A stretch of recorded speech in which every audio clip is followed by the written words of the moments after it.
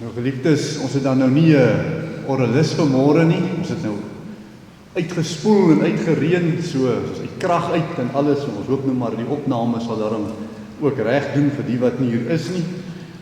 Maar ons gaan sing sonder begeleiding dan. Kom ons blaai na Gesang 203 op hierdie heerlike Paasmôre. Ek dink ons kan dit sommer in ons gedagtes hou hoe dat die Paasnaweek eintlik op 'n hoogtepunt eindig, maar ook op 'n nuwe begin. In die begin lê baie diep veranker in vergifnis deur God van sy kerk, maar ook van die kerk vir die kerk. Kom ons hou al hierdie dinge in gedagte wanneer ons ook dan vanmôre uit Markus 16 uit gaan lees, en die tema wat ons dan in gedagte hou is die opstanding verkondig herstel deur vergifnis. Nou kom ons blaai na Gesang 203, dan sing ons daar vers 1 en vers 2 staande.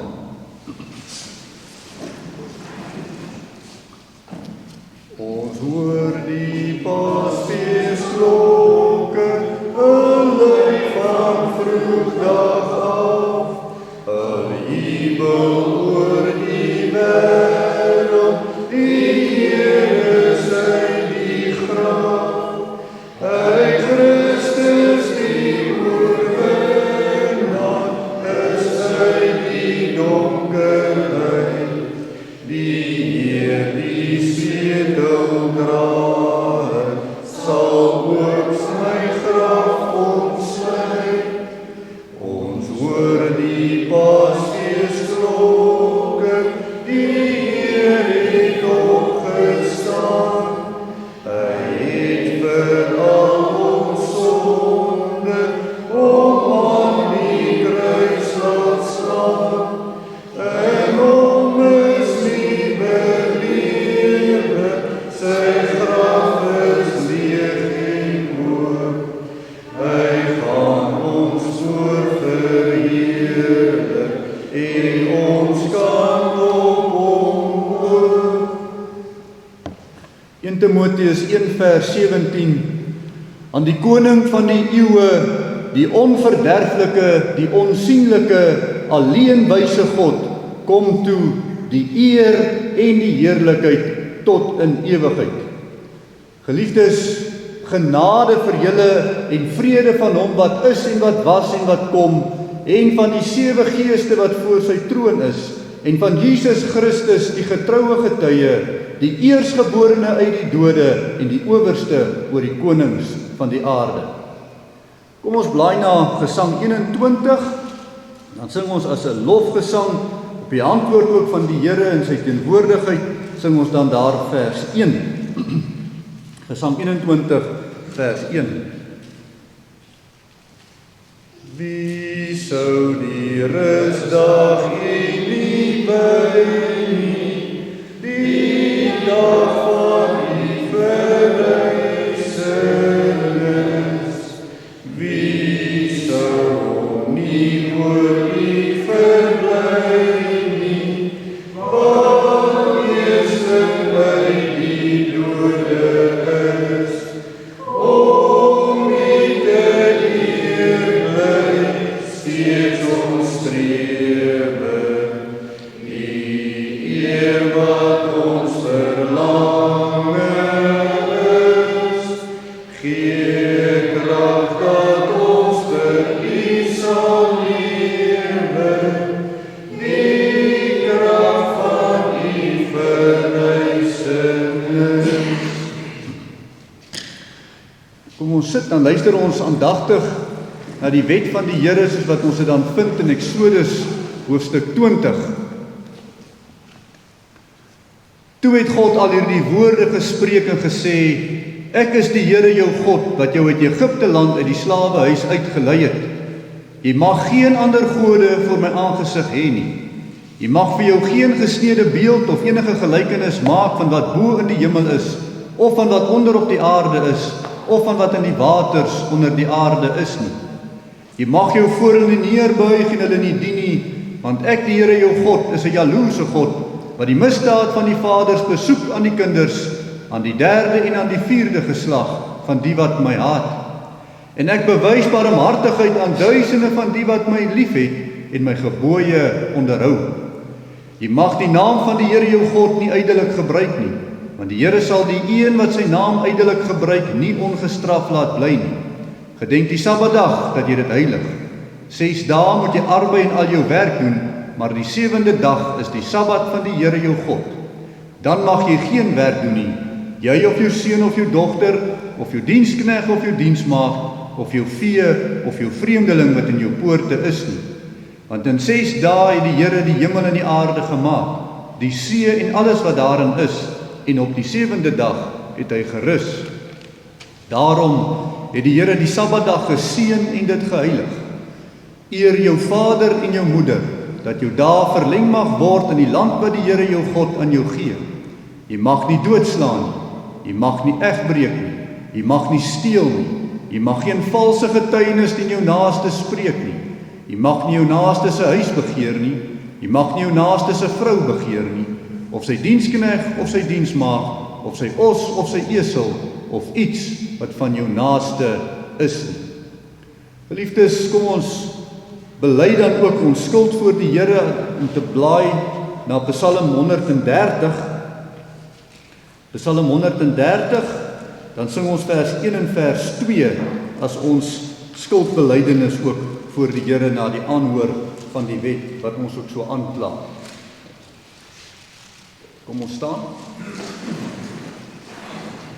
Uit dieptes gans verlore, van reding ver vandaan, waar hoogste lastes skoore, en wanhoop my vergaan. Uit die van donker nagte, proef ek o Here oor, en laat my jammer klagte, toch opklink in die oor. As die o Heer die sonde na reg wil gadeslaan, wie sou weer enkel sonde voor die o Heer bestaan. Maar nie daar is vergewing, altyd by U gewees. Daarom word U met bewering reg kinderlik gevrees. Psalm 32 vers 1 en 5 sê, welgeluksalig is hy wie se oortreding vergewe, wie se sonde bedek is. My sonde het ek U bekend gemaak en my ongeregtigheid het ek nie bedek nie. Ek het gesê, ek wil aan die Here my oortredinge bely en U die ongeregtigheid van my sonde vergewe. Daarom geliefdes, aan almal wat met 'n ware berou en met 'n opregte geloof hulle toevlug neem tot ons enigste verlosser en saligmaker, Jesus Christus, verkondig die woord van God, die vergifnis van sonde.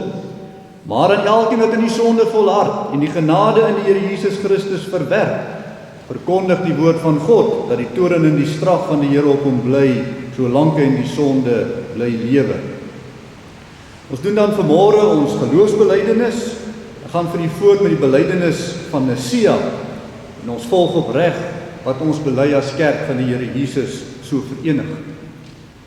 Ek glo in een God, die almagtige Vader, die skepper van hemel en aarde en van alle sienlike en onsienlike dinge, en in een Here Jesus Christus, die eniggebore Seun van God, gebore uit die Vader voor alle eeue, God uit God, lig uit lig, waaragtige God uit waaragtige God, gebore, nie gemaak nie, van dieselfde wese met die Vader, deur wie alle dinge gemaak is, wat terwille van ons mense en ons saligheid neergekom het uit die hemel, en vlees geword het deur die Heilige Gees uit die maagd Maria, en 'n mens geword het, om vir ons gekruisig is, ook vir ons gekruisig is onder Pontius Pilatus, gelei het en begrawe is, en op die 3de dag opgestaan het, volgens die skrifte, en opgevaar het na die hemel, wat sit aan die regterhand van die Vader, en weer sal kom met heerlikheid om te oordeel die lewende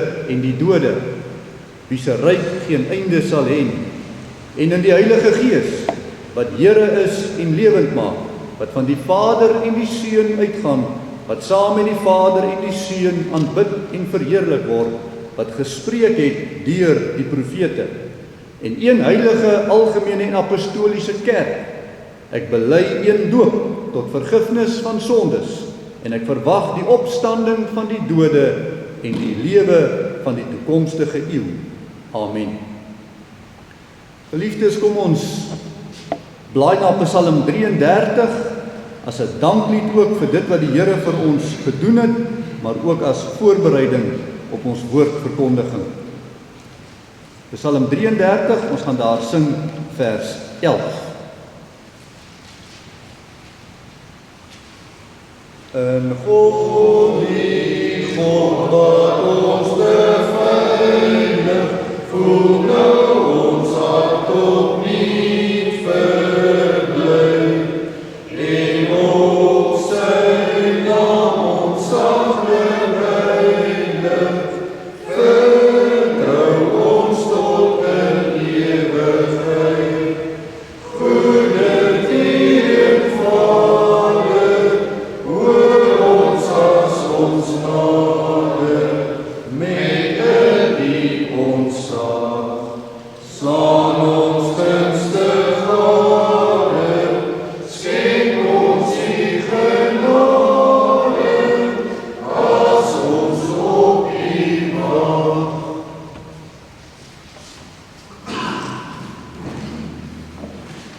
Geliefdes, ons gaan vanmôre dan saam lees uit Markus 16 uit. Markus 16 se die evangeliese weergawe van Markus vir die opstanding van ons Here Jesus Christus. Ons gaan daar net die eerste 8 verse saam lees. Markus 16 van vers 1 tot 8. Terwyl ons met die woord van die Here dan ook oop is, kom ons verenig in gebed. Kom ons bid saam.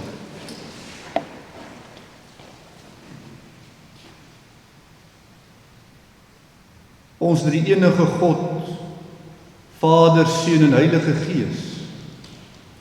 Here, op hierdie Paasmôre, hierdie opstandingsmôre, kom staan ons ook voor U. U het ook ons laat opstaan vanmôre. Al was dit net uit 'n gewone slaap uit. Maar Here, hoe heerlik is dit dat ons met 'n verwagting kan vooruitsien na die opstandingsdag, wanneer ons ook uit die dood uit opgewek sal word. Want U het opgestaan. Die graf is leeg. Ag Hemelse Vader, want daar is so baie opstanding wat ons moet doen, wat ons nou kan doen as gevolg van U opstanding. Daarom Hemelse Vader, wanneer ons ook met hierdie besonderse teksgedeelte vanmôre sit, vra ons vir U Here dat U ook ons harte hierin sal oopmaak om te verstaan wat ook hierdie Paasnaweek gebeure afgespeel het, ook vir ons geestelike ontwaking, ons geestelike opstanding. Daarom Here, kan ons net vir U bid en vra dat U vir ons U woord sal open, dat ons harte en ons verstande ook hierin ingestel sal wees. Spreek Here, want die diensknegt en die diensmaagd, die beluister. Amen. Markus 16 van vers 1. En toe die Sabbat verby was, het Maria Magdalena en Maria die moeder van Jakobus en Salome speserye geneem om hom te gaan salf. En baie vroeg op die eerste dag van die week, net na sonop, kom hulle by die graf en hulle sê vir mekaar: wie sal vir ons die steen voor die opening van die graf wegrol? En toe hulle opkyk, sien hulle dat die steen weggerol was, want dit was baie groot. En toe hulle in die graf ingegaan het, sien hulle 'n jong man met 'n lang wit kleed aan die regterkant sit, en hulle het baie geskrik. En hy sê vir hulle: moenie verskrik wees nie. Julle soek Jesus, die Nasarener, wat gekruisig is. Hy het opgestaan. Hy is nie hier nie. Daar is die plek waar hulle hom neergelê het. Maar gaan en sê vir sy disippels en vir Petrus dat hy voor julle uitgaan na Galilea. Daar sal julle hom sien, soos hy vir julle gesê het. Toe gaan hulle haastig uit en vlug van die graf af weg. En bewing en ontsetting het hulle aangegryp, en hulle het vir niemand iets gesê nie, want hulle het gevrees. Geliefdes, ons gaan die fokus plaas vanmôre op 'n uitsonderlike teks, en dis vers 7. Maar gaan sê vir sy disippels en vir Petrus dat hy voor julle uitgaan na Galilea. Daar sal julle hom sien, soos hy vir julle gesê het. Geliefdes in die Here Jesus Christus, met Paasnaweek herdenk ons in een lang naweek die kruisdood, die begrafnis en vandag die opstanding. Nou hierdie 3 gebeure staan nie los van ons as die kerk van die Here Jesus nie. Vir die ware gelowige is dit nie net die Here Jesus se kruisdood, die Here Jesus se begrafnis, die Here Jesus se opstanding nie, maar nee, geloof maak ons deel van Christus se kruisdood, Christus se begrafnis en Christus se opstanding. Alles gebeur letterlik in die geskiedenis, maar diep in ons harte moet daar 'n baie diep geestelike ding ook gebeur. Dit het vir ons groot implikasies. Vandag herdenk die kerk Paasondag, Opstanding Sondag. En ons moet by die werklikheid van die opstanding verstaan, wat is hierdie geestelike implikasie ook vir ons? Wat beteken Christus se opstanding vir ons vandag? Nou al 4 die evangeliebeskrywings beskryf die gebeure rondom die opstanding, maar ons kyk na iets wat net Markus sê in vers 7. Markus is die enigste evangeliebeskrywing wat in die gebeure rondom die opstanding baie spesifiek die naam van Petrus noem. Die naam van Petrus noem as hy 'n boodskap moet hoor. Hy moet die boodskap hoor. Gaan sê vir sy disippels en vir Petrus. Nou deur dit te doen, kom plaas Markus klem op dit wat gebeur het die Vrydag. Markus se verloning, verskoning Petrus se verloning van die Here Jesus Christus. En uiteindelik ook die disippels se onbetroubaarheid by die gebeure rondom die kruisiging. Dit is asof die Engelse boodskap doelbewus iets kamoufleer van die skuldgevoel van verloning. Asof hy doelbewus dit ignoreer. Die naam word genoem, maar die sonde nie. Die boodskap impliseer klaar vergewe. Klaar vergewe. Die boodskap moedig daarom eerder die disippels aan om nou aan te skuif in die lewe. Gaan na Galilea toe. Gaan nou verby hierdie verwyte en hierdie veroordeling, gaan nou aan. Om verby die knoop te skuif, om verby hulle skande te kom. Die geleentheid van die Here se opstanding word gebruik ook vir die opstanding van die lewe in die kerklike eenheid. Om dit terug te bring.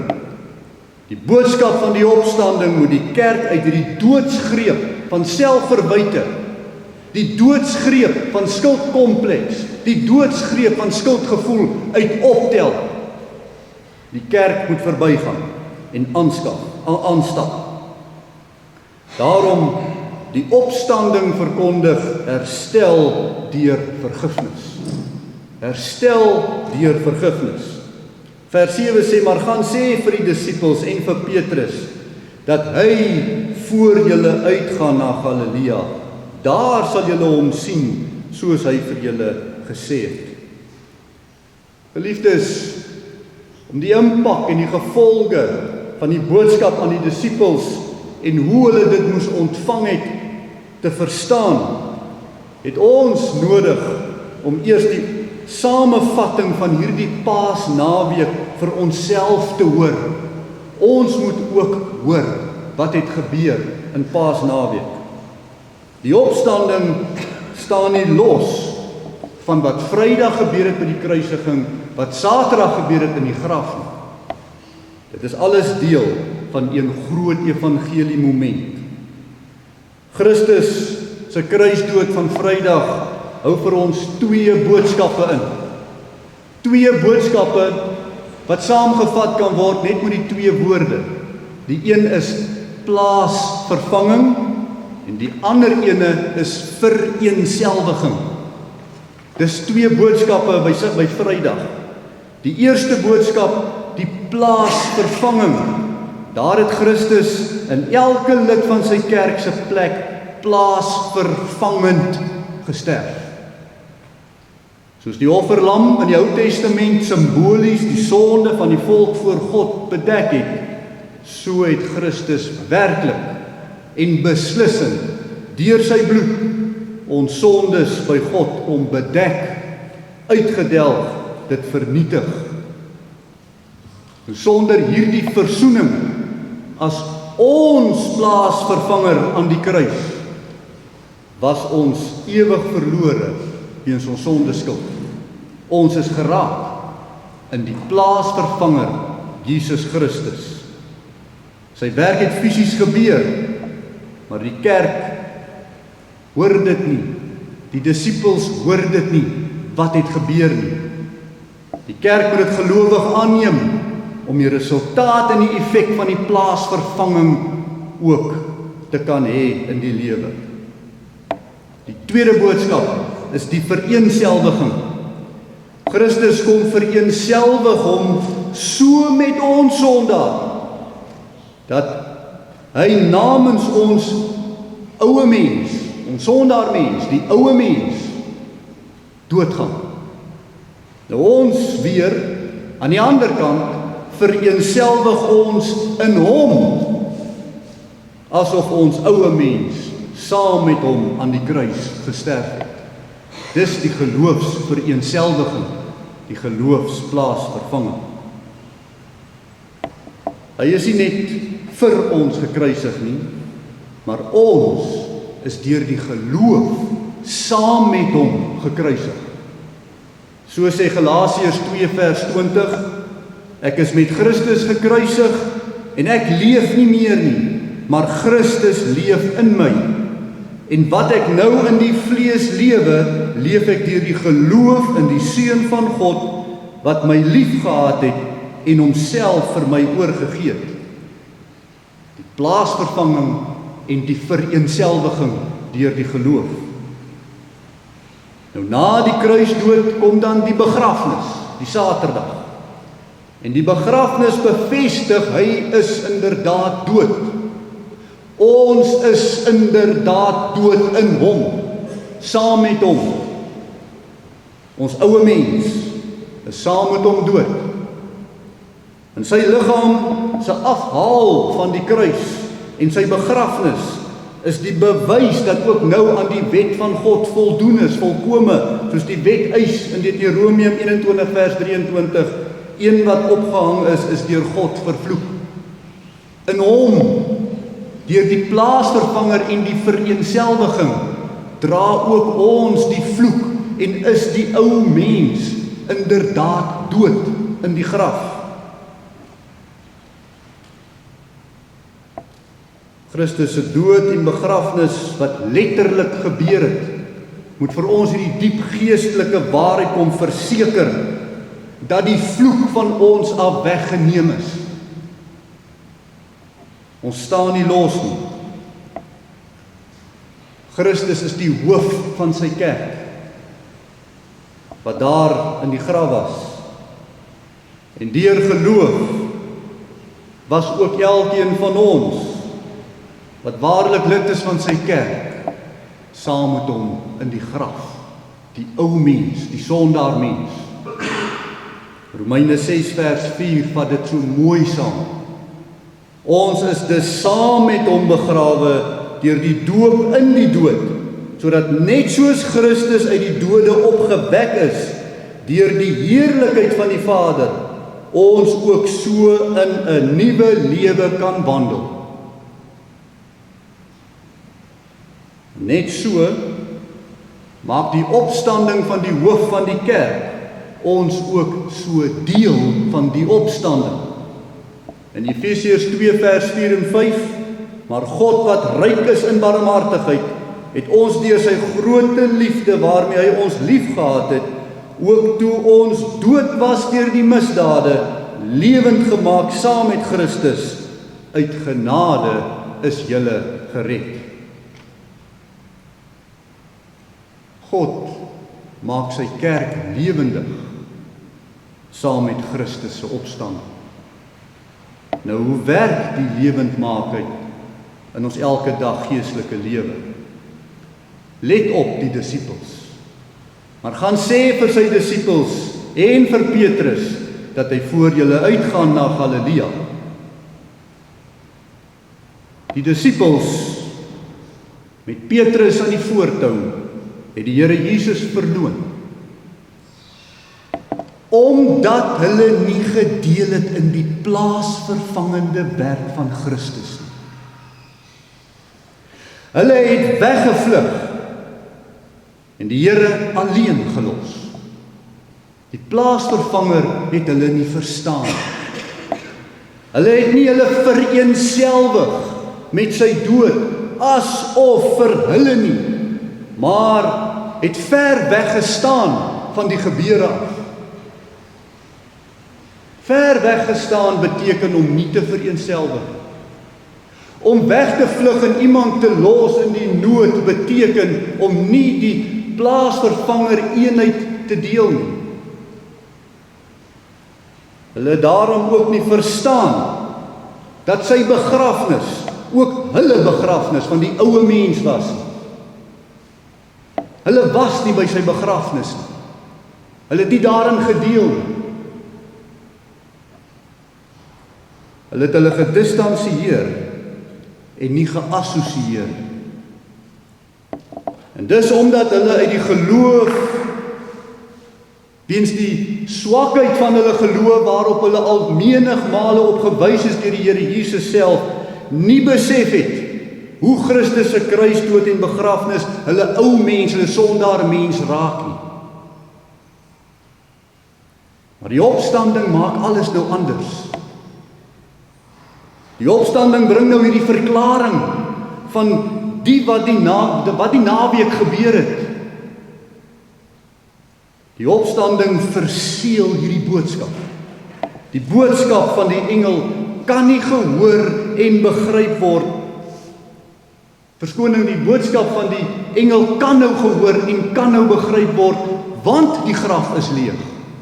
En omdat die graf leeg is, kom die boodskap nou baie sterker deur. Daar is nou konkrete bewyse dat die hoof van die kerk, die een met wie ons vereenselwig, die een met wie ons in plaasvervanging leef, is nie in die graf nie. Hy het opgestaan, nie vir homself nie, maar vir ons. Die kerk van die Here Jesus is so betrokke by die Paasfeesvieringe, so ingeskakel. In die Gees en deur die geloof is ons deel daarvan. Geloof, want ons het dit nie in die eerste plek bewerk nie. Ons kon dit nie uitdink nie. Dat iemand fisies moet sterf sodat ons geestelik gered kan word. Dat ons oue mens kan sterf nie. Dat die oue mens in die graf bly. Dat die nuwe mens opstaan met opstanding Sondag nie. Dat Christus dit fisies moes doen was belangrik en nodig. Die konkrete bewyse van die geskiedenis lê daar met 'n besondere betekenis. God het dit gedoen. Daarom is die versekering van ons verlossing deur geloof in sy hand, in sy werke. Dis nie ons verdienste nie. Dis nie ons wat hierdie werk verrig nie. Ons kan niks daaraan gedoen het nie. Hy het als vir ons gedoen. Klaar gedoen. Die geloof alleen maak ons daarom so deel aan God se grootse werke, asof ons ou sondaar mens self saam met Christus gekruisig is, self met hom begrawe is en self saam met Christus opgestaan het. Ja, die feit dat hy opgestaan het, hou beslis in dat ons ook letterlik na liggaam en gees weer sal opstaan uit die dood. Maar die betekenis van Paasnaweek hou nie net betekenis in vir een dag as ons sterwe nie. En dit is wat hierdie disippels moet hoor. Dis nou relevant. Dis nou 'n diep geestelike opstanding in ons eie elke dag lewens. Dit is moontlik. Ons kan dit so leef. Dit gaan die disippels nou beleef as hulle die boodskap van hierdie vroue gaan hoor. Net om te hoor die Here het opgestaan, is al klaar 'n vergifnis. Markus 16 vers 7, maar gaan sê vir die disippels en vir Petrus, dat hy het voor julle uitgegaan na Galilea. Die disippels moet hierdie boodskap hoor. Die opstanding het nou 'n grootse implikasie vir die Nuwe Testament kerk, waarvan die disippels die eerste Nuwe Testament kerk is, wat hierdie boodskap moet hoor. Omdat hulle aanvanklik nie kon vereenselwig met sy kruisiging en sy begrafnis nie die plekbekleding verstaan het nie, het hulle hom verloon. En daarom het Christus se lyding en sy sterwe nou 'n krisis veroorsaak in die kerk. 'n Groot krisis in die onderlinge verhoudinge van die disippels teenoor mekaar. Hulle verstaan van wat hier gebeur het is, hulle verstaan nie wat hier gebeur het nie. Hoekom is hulle hoof en hulle meester nou nie meer daar nie? Dit het 'n krisis veroorsaak. 'n Krisis in die hart. 'n Krisis in die binneste. 'n Krisis van ek het verloon, terwyl ek gesê het ek sal nie. Ek het nie betroubaar aan die ander kant uitgekom in hierdie krisis nie.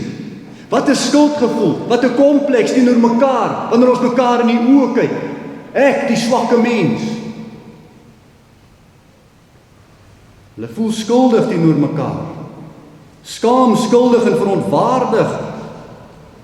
Die dinge laat in die mens wees 'n diep minderwaardigheid en 'n skuldkompleks. Hulle gaan nie graf toe saam met die vrouens nie.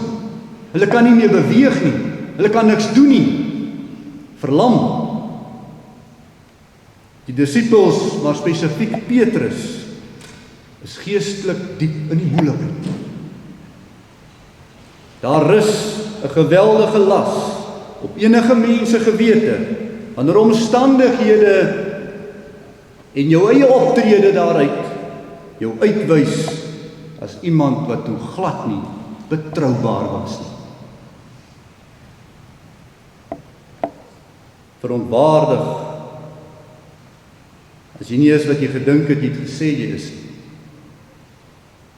Minderwaardig.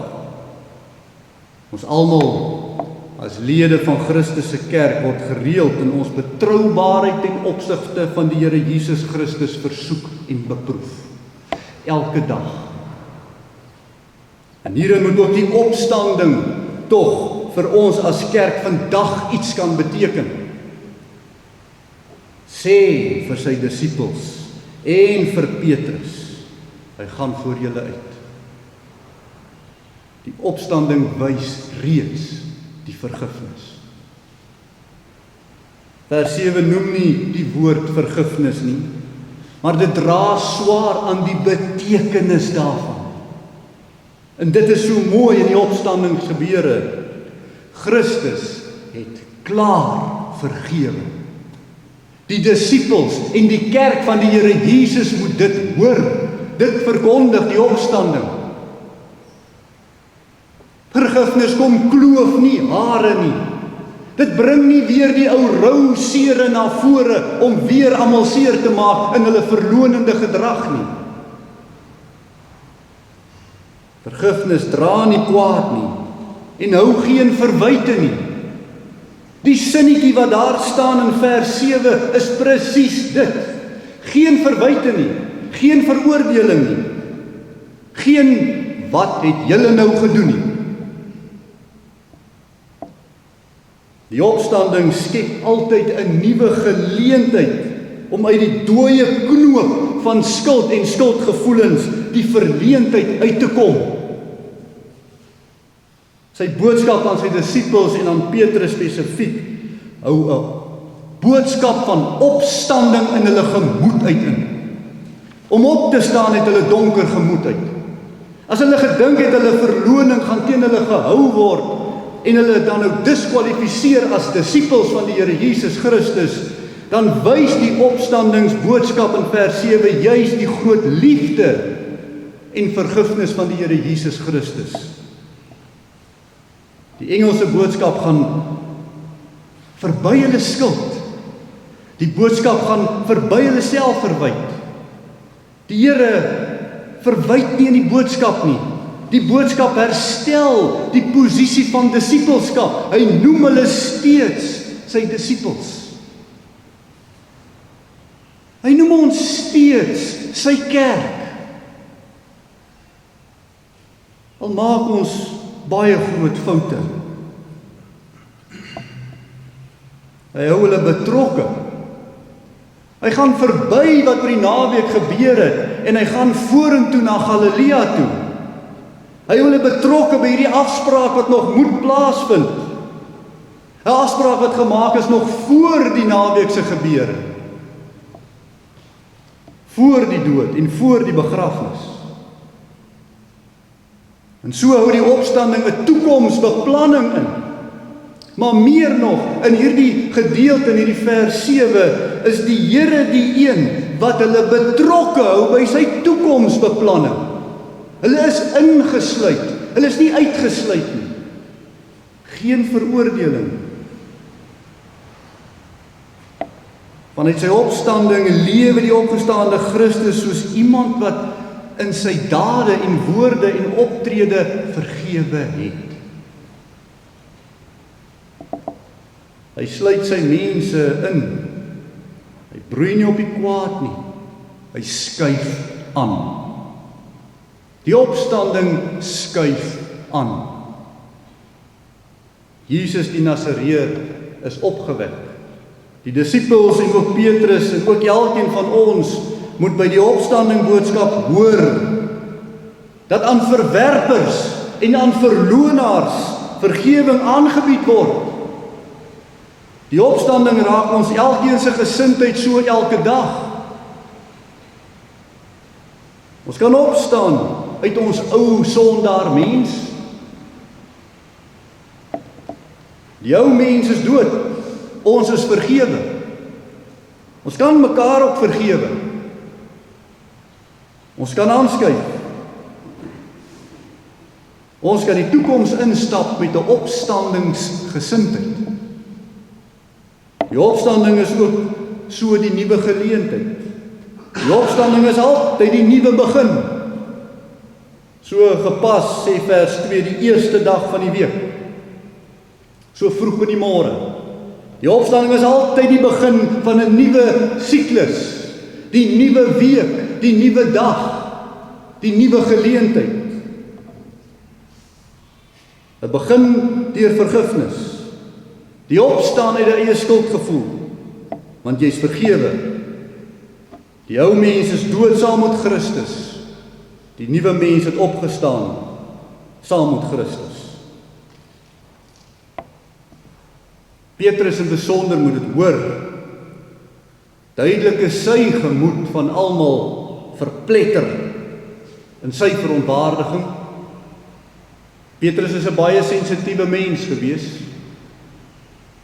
As hy die boodskap hoor, moet hy opstaan uit sy selfverwyte uit. Hy moet opstaan uit sy skaamkwaadheid uit. Hy moet opstaan, want die opstanding van Christus laat sy hart weer opstaan uit hierdie skuldgevoel. Dis vergewe. Die boodskap van die opstanding moet weer 'n ligstraal kom laat val op sy donker, oorbelaaide gemoed van sy siel. Die wete dat sy verloning van Christus is persoonlik vergewe, daarom is sy naam persoonlik in die boodskap.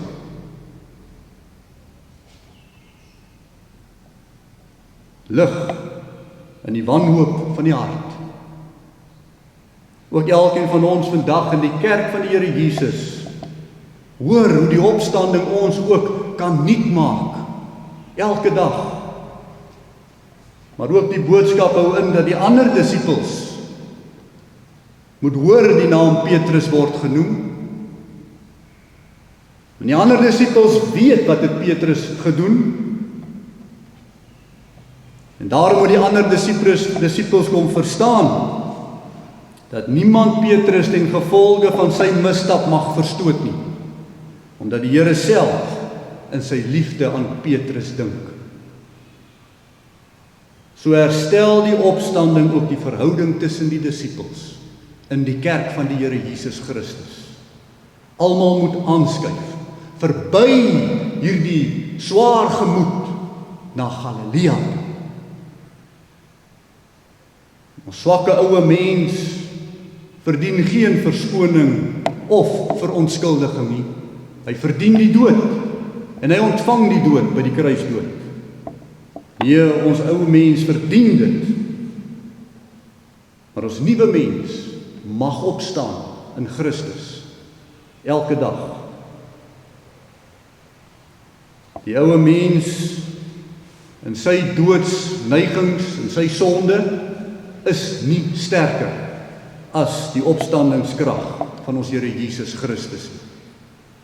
Daarom verkondig die boodskap van die engel: los elke dag die kwaad en die sonde van jou ou mens daar in die graf en bid ons Here Jesus Christus om deur die opstandingskrag jou te laat opstaan in die nuwe dag, in die nuwe week, elke dag. Amen. Kom ons bid saam.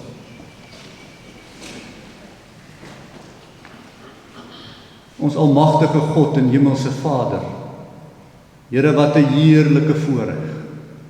Hoe heerlik is dit om te hoor, Here, ons is diep, ten diepste vergewe. Om te hoor, Here, hoe betrokke ons ook as kerk daar by daai gebeure is. Here, dat dit nie eenmalig net daar gebeur het en dis klaar nie, maar dat daai gebeurtenis vir ons voortdurend moet herinner, dat ons kan bekeer, dat ons na die kruis toe kan vlug, met ons ou mens, en opstaan met 'n nuwe mens in opstanding Sondag, die eerste dag van die week, die nuwe siklus. Dankie vir u liefde. Dankie dat u so u kerk deur die eeue bewaar. Dat ons vergewe is deur u. En dat ons mekaar ook kan vergewe. Hou vir ons hier. Hou vir ons by opstanding Sondag. Here, ons wil vir u dankie sê ook vir hierdie dag. Dankie sê, Here, vir die reën en die seëninge wat u ook so saam met dit stuur. Ons wil vir U dankie sê, Here, vir al die gesondheid en die krag en die genade wat U vir ons gee so elke dag. Maar hierin wil ons ook vir U bid en vra, Here, dat U ook sal wees met die wat siek is onder ons. Ons bid, Hemelse Vader, dat U vir hulle ook sal genees. U ken hulle elkeen. U ken hulle omstandighede en hulle behoeftes. Maar Here, na aanleiding ook van hierdie teksgedeelte, waar U so spesifiek verwys na Petrus, die een wat U verloon het, kom vra ons ook, Here, dat U ook vir ons genesing in ons kerk sal gee. Dat ook ons onderlinge verhoudinge mooi, verenig en ingebind sal word. In die Paasnaweek gebeure met die hoogtepunt van die opstanding. Eers die dood van die ou mens en die opstanding van die nuwe in Christus. Ons vra dit alles in Jesus naam. Amen.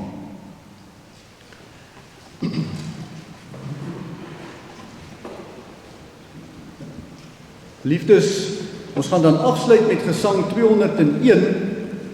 Ek moet nou net Triomf, Triomf, Immanuel.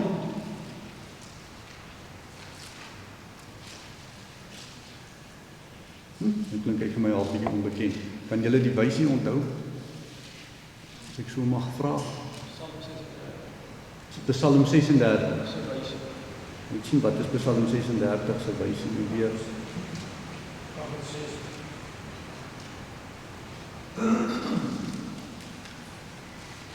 Die boosheid van die bose mag, triomf, triomf, Immanuel, die Heer oorwin die dood en ja. Sal ons hom daar kan hou? Ek dink ons sal hom daar kan hou. Ek sal dan vir julle voorgaan, dan sing ons vers 1 en vers 2. Kom ons staan. Triomf, triomf, Immanuel, die Heer oorwin die dood en ja. Nader stryd en lyding,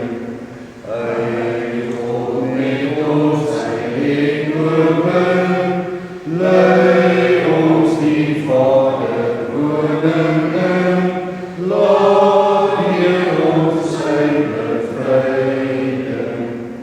Triomf, triomf, verlossingsdag, die Geest dag en kracht, hy sien van God die Vader,